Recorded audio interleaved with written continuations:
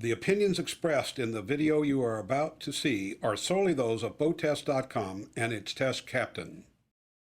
Captain Steve for BoatTEST.com, and today we're going to take a detailed look at the Evinrude E-TEC 250HO. Starting at the bottom, we've got a skeg that begins at 6 inches and increases to 11 that aids in stability and protection of the prop, which measures 14-inch by 22-inch pitch.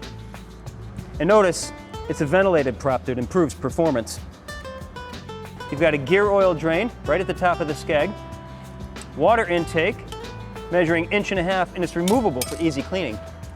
The anti-ventilation plate measures 20.5 inches by 7 inches. It's interesting to note that all of the metal components on Evinrude engines go through a 4-stage process for protection against corrosion. It starts with a lifonite treatment, then EDP, an electrodeposition paint, then primer, and then top coat on top of that. In addition, you also have your sacrificial anodes right here that are made to deteriorate before any of the metal components. Notice there's an external trim switch, and there's also a limiting switch to prevent the engine cowling from hitting either your splash well or a high transom. And I like how it's adjustable by the consumer without any tools. As a captain, I can appreciate that. Here's something else I found during my test. A trailer bracket. You lower that, and it takes the weight off of the hydraulics for when you're trailering the boat down the road, prevents bouncing. In addition to the exhaust hub on the propeller, we also have dual exhaust ports on the engine itself.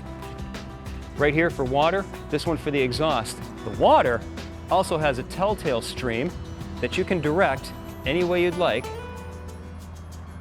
with a spark plug wrench.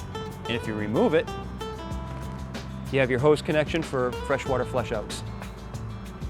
Right at the back of the engine cowling, you have your air induction inlet. And here's something I found out. These vents on the side, should water get into the air induction, it's vented right out the side. Anything else that gets into the air inlets drains right down into a pan and away from the engine. Let's take a look under the engine cover at the interior components. Here's something I found during my testing.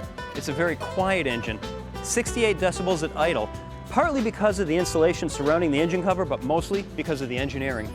This boat's also equipped with the Icon fly-by-wire throttle control system. Here's your electronic shift module. Here's your shift servo and your throttle servo.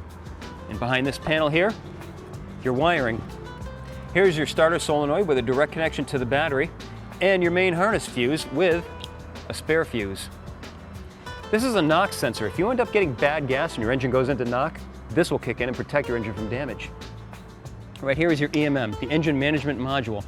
It controls the electronic fuel injectors. Here's your injector. The electronic injector has wires connected to it. The injector itself acts like a speaker vibrating to inject fuel directly into the cylinders at precise managements. Now the EMM is a computer. It generates heat and it needs to be cooled. We can't put a fan here, so what Evinrude does, they use water to run through it and cool it off. Right here, your dual thermostats, and they're changeable with a spark plug wrench. Right here is your fuel pump vapor separator that sends fuel to the injectors, your starter motor, your fuel filter and water separator, and there is a sensor inside this that sends a signal to the console to warn you if there's water in your fuel.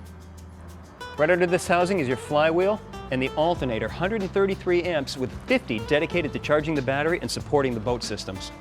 Tucked inside here is your primary oil distribution manifold, but I can show you one better by looking at the secondary. Because it's a 2-stroke motor, you have to have oil injected into the cylinders. These manifolds distribute it very precisely to the cylinders, and it's a very important component of the E-TEC system. Evinrude tells us that due in part to the use of Nassaloy and the overall design and engineering, that they can guarantee no scheduled maintenance for 3 years or 300 hours. Now the HO version of the 250 has a performance gear case, stiffer motor mounts, and they've remapped the EMM for better performance.